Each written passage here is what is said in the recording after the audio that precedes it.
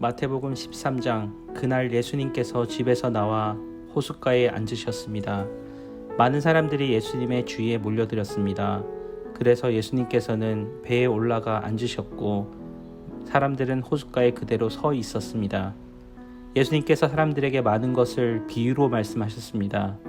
농부가 씨를 뿌리러 나가 씨를 뿌리는데 어떤 씨는 길가에 떨어졌다. 그러자 새들이 날아와 씨를 모두 먹어버렸다. 또 어떤 씨는 흙이 별로 없고 돌이 많은 곳에 떨어졌다. 곧 싹이 났지만 흙이 깊지 않아서 해가 뜨자 시들어 버렸고 뿌리가 없어서 곧 말라버렸다. 어떤 씨는 가시덤불에 떨어졌다. 가시덤불이 자라서 그 씨를 자라지 못하게 하였다. 어떤 씨는 좋은 땅에 떨어졌다. 열매를 맺었는데 어떤 것은 100배, 어떤 것은 60배, 또 어떤 것은 30배의 열매를 맺었다. 귀 있는 사람들은 들어라. 제자들이 예수님께서 와서 물었습니다. 왜 사람들에게 비유로 가르치십니까? 예수님께서 대답하셨습니다. 너희들에게는 하늘나라의 비밀을 아는 것이 허락되었으나 다른 사람들에게는 그렇지 않다. 가진 사람은 더 많은 것이 주어져 풍성해질 것이다. 그러나 가진 것이 없는 사람은 있는 것마저 빼앗길 것이다. 그래서 내가 비유로 사람들에게 말한다. 그들은 보아도 보지 못하고 들어도 듣지 못하고 이해하지도 못한다. 따라서 이사야의 예언이 이 사람들에게는 이루어지는 것이다. 너희들은 들어도 깨닫지 못할 것이고 보아도 알아보지 못할 것이다. 이 백성의 마음이 둔해졌고 귀는 듣지 못하고 눈은 감겨져 있다. 그들이 눈으로 보고 귀로 듣고 마음으로 깨닫고 돌아와 내가 그들을 고치는 일이 없게 하려 함이다. 그러나 너희 눈은 보고 있으니 복되다. 너희 귀는 듣고 있으니 복되다. 내가 너희들에게 진정으로 말한다. 많은 예언자들과 의인들이 너희가 지금 보는 것을 보고 싶어 했지만 보지 못했다. 너희가 듣고 있는 것을 듣고 싶어 했지만 듣지 못했다. 씨 뿌리는 사람의 비유를 들어라. 누구든지 하늘나라의 말씀을 듣고도 깨닫지 못하면 악한 자가 와서 마음속에 뿌려진 것을 빼앗아 가버린다. 이런 사람들은 길가에 뿌려진 씨와 같은 사람이다. 돌무더기에 뿌려진 씨와 같은 사람들은 말씀을 들을 때 기쁘게 얼른 받아들이는 사람이다. 그러나 뿌리가 없어 오래가지 못한다. 말씀 때문에 어려움이 생기고 박해를 당하면 곧 넘어진다. 가시덤불에 떨어진 씨와 같은 사람들은 말씀을 들으나 세상 염려와 재물의 유혹이 말씀을 가로막아 결국 열매를 맺지 못한다. 좋은 땅에 떨어진 씨와 같은 사람은 말씀을 듣고 깨닫는 사람이다. 이런 사람은 열매를 맺는데 어떤 사람은 100배, 어떤 사람은 60배, 어떤 사람은 30배의 열매를 맺는다. 예수님께서 그들에게 또 다른 비유로 말씀하셨습니다. 하늘나라는 자기 밭에 좋은 씨를 심은 사람에 빗댈 수 있다. 사람들이 잠들었을 때 원수가 와 밀 사이에 가라지를 뿌리고 갔다. 밀이 자라서 나달이 익어갈 때 가라지도 보였다. 주인의 종들이 와서 말했다. 주인님, 밭에 좋은 씨를 뿌리지 않았습니까? 그런데 어디서 이런 가라지가 나왔을까요? 주인이 대답했다. 원수가 그랬구나. 종들이 주인에게 물었다. 저희가 가서 가라지를 다 뽑아버릴까요? 주인이 대답했다. 아니다. 너희가 가라지를 뽑을 때 밀도 함께 뽑힐라. 추수할 때까지 함께 자라게 놔두어라. 추수할 때 내가 일꾼들에게 먼저 가라지를 거두어 묶어서 불에 태우고 밀은 거두어 곳간에 쌓으라고 하겠다. 예수님께서 또 다른 비유로 그들에게 말씀해 주셨습니다. 하늘나라는 마치 겨자씨와 같다. 어떤 사람이 겨자씨를 가져다가 자기 밭에 심었다. 이 씨는 다른 어떤 씨보다 작다. 그런데 이것이 완전히 자라면 다른 어떤 풀보다 더 큰 식물이 된다. 그러면 하늘의 새들이 와서 그 가지에 둥지를 틀 수 있게 된다. 예수님께서 또 다른 비유로 그들에게 말씀해 주셨습니다. 하늘나라는 누룩에 빗댈 수 있다. 여자가 누룩을 가져다가 밀가루 3포대에 섞어 넣었더니 반죽이 부풀러 올랐다.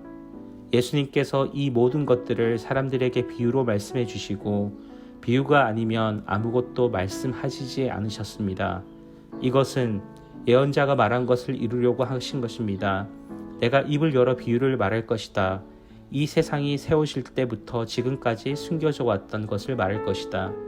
그때 예수님께서 사람들에게 떠나 집으로 들어가셨습니다. 제자들이 예수님께 와서 말했습니다. 밭에 난 가라지 비유에 대해 저희들에게 설명해 주십시오. 예수님께서 대답해 주셨습니다. 밭에 좋은 씨를 뿌리는 이는 인자이다. 그리고 밭은 세상이다. 좋은 씨는 하늘나라의 모든 아들들이다. 가라지는 악한 자의 아들들이다. 그리고 나쁜 씨를 심는 원수는 마귀이다. 추수 때는 세상의 마지막 날이다. 추수하는 일꾼들은 천사이다. 가라지는 다 뽑혀서 불에 태워지는 것 같이 세상의 마지막 날에도 그렇게 될 것이다. 인자가 천사들을 보낼 것인데 이들은 죄를 짓게 만드는 자들과 불법을 행하는 자들을 모두 하늘나라에서 추려내 불타는 아궁이에 던질 것이다. 사람들이 그곳에서 슬피 울고 고통스럽게 이를 갈 것이다. 그때 의인은 아버지의 나라에서 해처럼 빛날 것이다. 귀 있는 자들은 들어라. 하늘나라는 밭에 숨겨진 보물과 같다. 어떤 사람이 그 보물을 발견하고 다시 밭에 숨겼다. 그는 매우 기뻐하며 돌아가서 가진 것을 모두 팔아 그 밭을 샀다.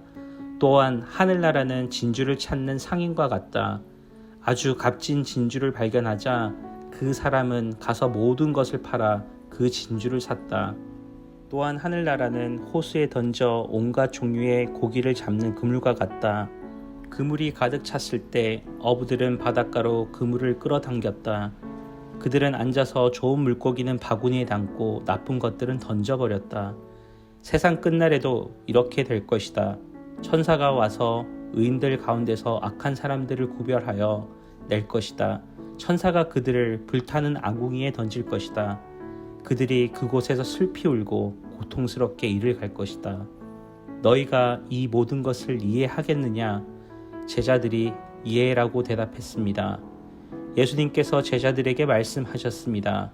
그러므로 하늘나라의 제자가 된 율법학자는 창고에서 새 것과 헌 것을 꺼내 오는 집주인과 같다. 예수님께서 이 비유들을 다 말씀하시고 그곳을 떠나셨습니다. 예수님께서 고향에 가셔서 유대인의 회당에서 사람들을 가르치셨습니다. 사람들은 놀라서 말했습니다. 이 사람이 이러한 지혜와 기적을 베푸는 힘을 어디서 얻었을까?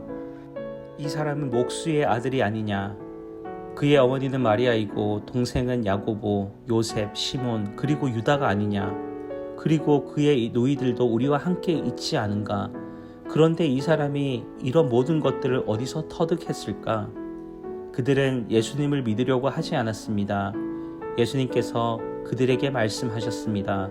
예언자는 자기 고향이나 자기 집에서는 존경을 받지 못하나 거기 외에는 어디서나 존경을 받는다. 사람들이 믿지 않았기 때문에 예수님께서는 그곳에서 기적을 많이 베풀지 않으셨습니다. 마태복음 14장. 그때 헤롯 왕이 예수님에 대한 소식을 들었습니다. 헤롯이 신하들에게 말했습니다. 이 사람은 세례자 요한이다. 그가 죽었다가 다시 살아난 것이 틀림없어. 그 사람에게서 기적이 나타나는 것도 바로 이 때문일 거야. 헤롯은 예전에 요한을 체포하여 결박하고 감옥에 가둔 적이 있습니다. 헤롯이 이렇게 한 것은 자기 동생 빌립의 아내였던 헤로디아 때문이었습니다. 요한이 헤롯에게 당신이 헤로디아를 아내로 삼은 것은 잘못이요 라고 말했던 것입니다. 헤롯은 요한을 죽이려고 했지만 사람들이 두려워했습니다. 이는 사람들이 요한을 예언자라고 생각하고 있었기 때문이었습니다. 그런데 헤롯의 생일에 헤로디아의 딸이 손님들 앞에서 춤을 추었습니다. 헤롯은 매우 기분이 좋았습니다. 그래서 헤롯은 딸이 요청하는 것은 무엇이든지 주겠다고 맹세하였습니다. 어머니로부터 지시를 받은 딸은 헤롯에게 말했습니다. 쟁반 위에 세례자 요한의 머리를 담아주세요. 왕은 망설였지만 자기가 한 맹세 때문에 그리고 함께 식사를 하던 손님들 때문에 요한의 머리를 주라고 명령을 내렸습니다. 그는 사람들을 보내어 감옥 안에 있는 요한의 머리를 베게 하였습니다. 요한의 머리가 쟁반에 담겨서 왕에게 갔고 왕은 그것을 소녀에게 주었습니다. 소녀는 그것을 자기 어머니에게 가져다 주었습니다. 요한의 제자들이 와서 시체를 거두어 장사를 지냈습니다. 그들은 예수님께 와서 이 소식을 전했습니다. 예수님께서 이 소식을 들으시고 그곳을 떠나 배를 타고 혼자 조용한 곳으로 가셨습니다. 그러나 여러 마을에서 사람들이 이 사실을 전해 듣고 걸어서 예수님을 따라왔습니다. 예수님께서 배에서 내려 많은 사람들이 모여 있는 것을 보셨습니다. 예수님께서는 그들을 불쌍히 여기시고 병든 사람들을 고쳐주셨습니다. 저녁이 되자 제자들이 예수님께 와서 말했습니다. 이곳은 외딴 곳이고 시간도 너무 늦었습니다. 사람들을 이제 보내어 마을에 가서 먹을 것을 각자 사도록 하는 것이 좋겠습니다. 예수님께서 제자들에게 대답하셨습니다. 갈 필요가 없다. 너희가 그들에게 먹을 것을 주어라. 제자들이 대답했습니다. 우리가 가진 것이라고는 빵 5개와 생선 2마리뿐입니다. 예수님께서 말씀하셨습니다. 그것들을 내게 가지고 오너라. 사람들을 풀밭에 앉게 하신 후 예수님께서는 빵 5개와 생선 2마리를 손에 들고 하늘을 바라보며 감사 기도를 드리셨습니다. 그 다음에 제자들에게 그것들을 떼어 주셨고 제자들은 그것을 사람들에게 나누어 주었습니다.